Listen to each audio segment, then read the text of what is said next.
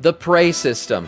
Blizzard's talked about this system a lot early on, and I feel like just we haven't heard much about it or any updates really from it since it was kind of announced and briefly mentioned. But here it is, the prey system. This is supposed to be one of the new features coming at midnight. Let's see what this thing's all about here from Mr. GM.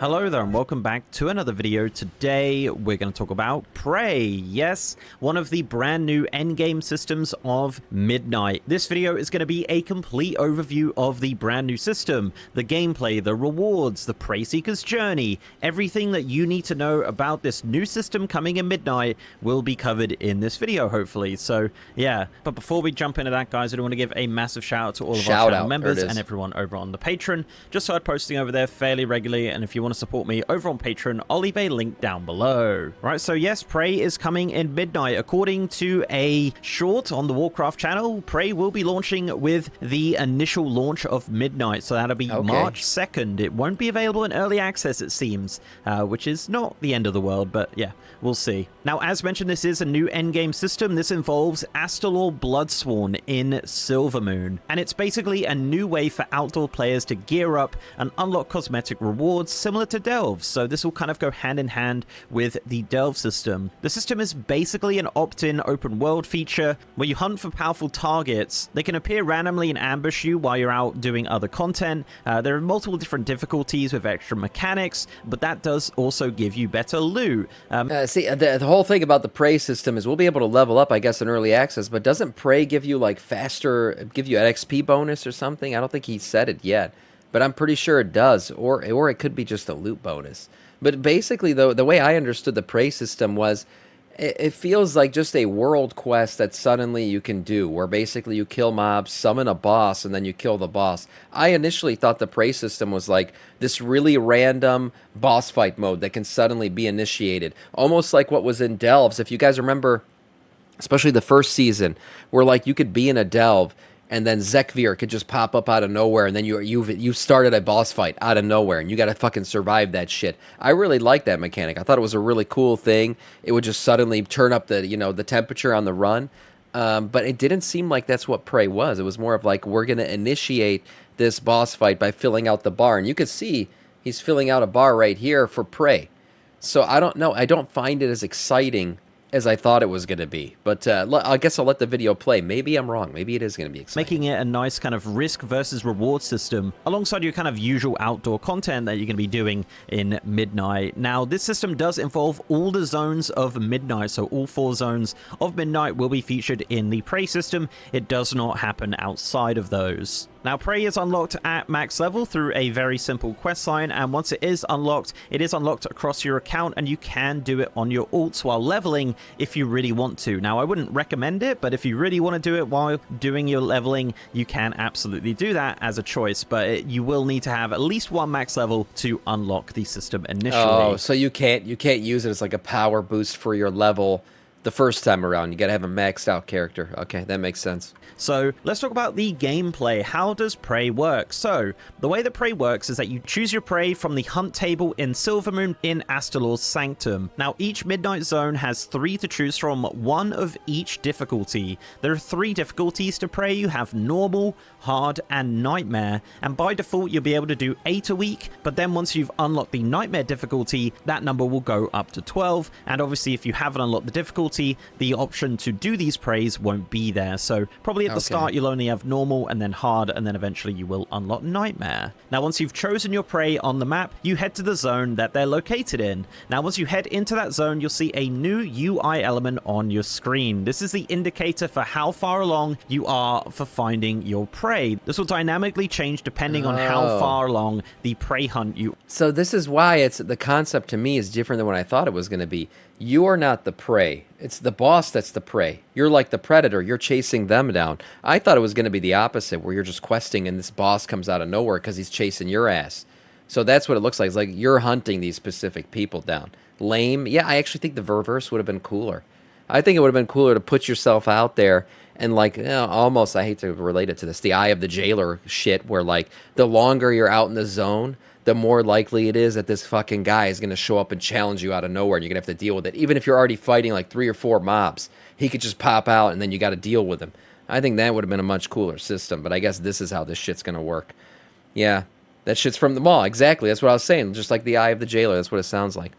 Now the goal here is to find your prey, and the way to reveal it is by doing world activities in the zone you selected. These activities can be world quests, killing rares, collecting treasures, killing coalescing anguish. These are prey exclusive mobs which can be found around the map and can be activated and killed to progress your prey hunt. And you have two different versions, minor anguish and major anguish. You can also complete an exclusive prey world quest, and you'll get one of these per zone per prey hunt. So even if you've completed it on a previous prey, another quest will pop up when you start another hunt. Now these prey quests can be filling the bar, avoiding mobs, or even chasing your prey. And you can also disable traps. There's going to be various traps just around the zone that you can do, which will progress your prey hunt. Now while you're doing all these activities, there are... It just feels like a new way to fill out a bar. Like another bar fill out world quest. I don't know, like even pre-patch. I don't know, somebody at Blizzard really loves to fill out the bar, because I feel like that's all the world quests have been, and that's all this prey system is, and that's all the pre-patch content has been, is kill these guys, fill up a bar to get the boss. That's it. Yeah, it seems really late. I do feel like they missed the mark on this one. Like I said, it's the reverse of what I thought. They're the prey and we're chasing them down. I really would have liked the opposite. Are also affixes, which can be a detriment to your progress, and some of these are only active on different difficulties. These affixes can make your hunt harder, from minor inconveniences to debuffs, which will push you to complete it faster. But as said, some of those come a bit later. So let's go through some of the affixes you're going to get in Season 1 of Prey. So there's the affixes. So Prey is world questing with affixes. That doesn't sound very cool. Will have ambush, so essentially your target will occasionally ambush you while you're in combat or when you trigger a trap. So when you're out doing your world quest or doing whatever, suddenly your prey target will come up and try and kill you. To make them go away, you just need to knock them down to 50%. Think of it as kind of the nemesis mob in Delves. Once you get into hard and nightmare mode, you'll get Hunter's Momentum. So basically dying in the zone while your prey hunt is active will reduce your hunt progress, so don't die. Okay. Also in hard and nightmare mode, you'll get Seeping Gore. So it says, while in combat, Gore occasionally appears beneath you, inflicting shadow damage after a short delay. So basically stuff on the floor, move out of it. It's Mythic Plus mechanics in the real world while you're questing. It's Mythic Plus affixes. That's literally what this is. Yeah, Mythic Plus world quests. Exactly. That's exactly what this sounds like. Which I'll be honest, that's kind of disappointing. I thought this was going to be cooler. I don't like. It's not going to make or break the prey system. Is not going to make or break the expansion for me. I think there's a lot more to this expansion that I'm going to be doing rather than questing around with the prey system active. I just think they kind of missed the mark on this. I think it really could have been cool if they just took what they did in Delves with the Zekvir or Kaiveza randomly popping up and just put that out in the world, where like you activate prey, and now when you're in this zone, this random boss could show up and fuck you up. I think that would have been cooler. But if you kill him, if you reverse Uno card him, then you're going to get some really cool loot out of it. That's what I was thinking Prey was going to be when it was first mentioned.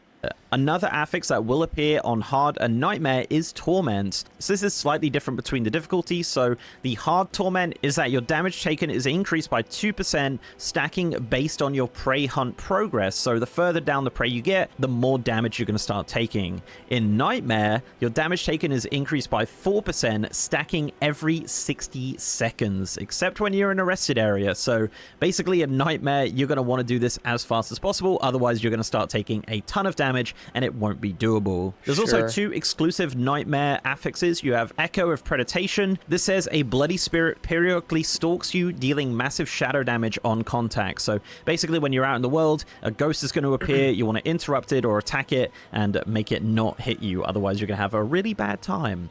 And you also have Bloody Command for Nightmare. So it says Astalor occasionally commands you to kill an enemy, causing you to bleed for massive physical damage if you fail. So literally, this is terrifying. So you'll just be out doing your world quest, progressing your prey, and Astalor will be like, kill for me now. And you literally have to find something to kill. And if you don't do it in time, you are just going to get a massive amount of damage and likely die, which will obviously affect the progress of your prey. So you see where we're going with this? Labyrinths better deliver. I totally agree. I think Labyrinths are going to be a much cooler add to this game than Prey is, and I think they will deliver, because Delves did deliver. Whatever section of the team is doing the Delve content, they're doing a really good job. I think Delves were a great add to the game, and I think Labyrinths will be too.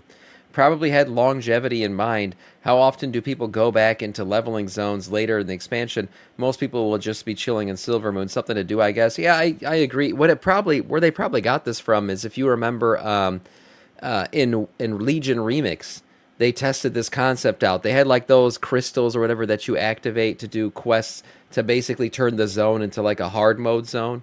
I didn't do it personally because I didn't play Remix enough to do that shit. I just went and did the stuff I wanted to do to get the loot I wanted, and then got the hell out. But they had this shit in Legion Remix. They had a variation of it. So that's what it is. You make the zone into like a Mythic Plus outdoor zone, almost. Yeah, but that's probably what it is. You're right, Voopy. Greg from accounting agrees. Yes, that's right. People go back only for completionist sake. Yeah, probably. So you see how it works? It's kind of like a sort of affixes I guess we'll out see in the open their world. specific loot So or going back to something. the gameplay, as you're doing these world activities and taking on these affixes and things like that, the UI will change progressively, and then eventually it will reveal the location of your target. Now this is shown on the map, so you just got to head over there and then activate your prey target and kill the prey target, and that will complete the hunt. That is basically how a prey hunt works, so not super complicated. Now don't worry, there is actually rewards from this, and it is going to be worth doing for a lot of players. Let's see what the rewards are. All of the difficulties will give you a brand new currency. This is remnants Oh my of god, of course I should have seen this coming. Of course there's a new currency. New system means new currency. That's just how we always do it. Wish. This is a new warbound currency which is used to purchase the prey rewards. Remnant of and this the is given Anguish. from completing a hunt, but it is also dropped by the ambushing targets and from the coalescing anguish mobs as well. Now on normal you will get adventurer gear and adventurer crests. On hard mode you will get veteran gear and veteran crests, and then on the hardest difficulty, nightmare, you will get champion gear and champion crests. Now as of the recording of this, you can receive 2 gear boxes per difficulty per week. So 2 champion gear, 2 veteran gear, and 2 adventurer gear per week per character. Champion gear, I mean, if you're raiding and doing Mythic Plus, this just isn't for you. You're going to outgear these things pretty quickly, I think. You'll also be obtaining coffer key shards from every Warband difficulty, bound, which yeah. will obviously give you keys for delves, and each hunt will also give you reputation towards your Prey Seeker's Journey. So let's talk about that. So the Prey Seeker's Journey is pretty similar to the Delver's Journey. This is just the Prey version of it. Now there's 4,000 reputation per level and 10 levels in total that you can unlock, which obviously do give rewards, which we'll talk about in a moment. Now as of beta, you can obtain 4,000 reputation per week per account, and you get 1,000 reputation per hunt. Now the amount of reputation does So you not can do change 4 depending on the Did he say 4,000 per week and you get 1,000 per hunt, so you can do 4 of these a week? difficulty. So if you do a normal My hunt, math you get 1,000 rep, but if you do a nightmare hunt, you will also get 1,000 reps. So basically, if you just want to farm Per out the rep account. here, you Oh, the altaholics can pop off on this. Okay. I see. can just do normal hunts if you like. Now you can slowly crawl up after you hit that 4,000 cap, as future hunts will also just give you 50 rep, but is that even worth it? I wouldn't say so. So let's go into some of the rewards here for the Prey Seeker's Journey. So at rank 1, this will actually unlock the hard mode difficulty. So yeah, you're gonna get that pretty quickly. At rank 2, you are gonna unlock random hunts. So with this, you can speak to Astalor and you can choose a difficulty and he will give you a random hunt. These will be targets which might not be on the map. So if you're fishing for a specific Per account, not per class. Okay. All right. Whatever the limit is, there's a limit. one I'll just leave for it an at that. achievement, this might be quite handy. The rewards here are pretty much the same as picking a No regular advantage hunt results, okay. of that difficulty. At rank 2, you'll also unlock I Summon Thee, which says that Astalor's Bloodstorm will now create a portal for you to return to his sanctum after defeating your prey target. So this was actually added recently and was much needed. It felt very bad to sort of kill your prey hunt and then have to fly all the way back to Silvermoon. So really good to see this in. So essentially when you finish your prey hunt, you just port straight back and you can start another one. At rank 3, you'll unlock Astalor's Temptations. This says that Astalor Bloodsworn has a new quest available in his sanctum, and completing this will reward a new cosmetic backpack. Rank 3 also unlocks access to some cosmetic rewards: the Skilled Prey Seeker's Plumbed Helm for 400 Anguish, and the Skilled Prey Seeker's Shoulder Spikes Some decent for transmog. 400 Anguish, so you could purchase those from the vendor. At rank 4 of the Prey Seeker's Journey, this will unlock the Nightmare mode. Once you've unlocked Nightmare, this will actually also give you access to a weekly quest to complete 3 nightmare hunts.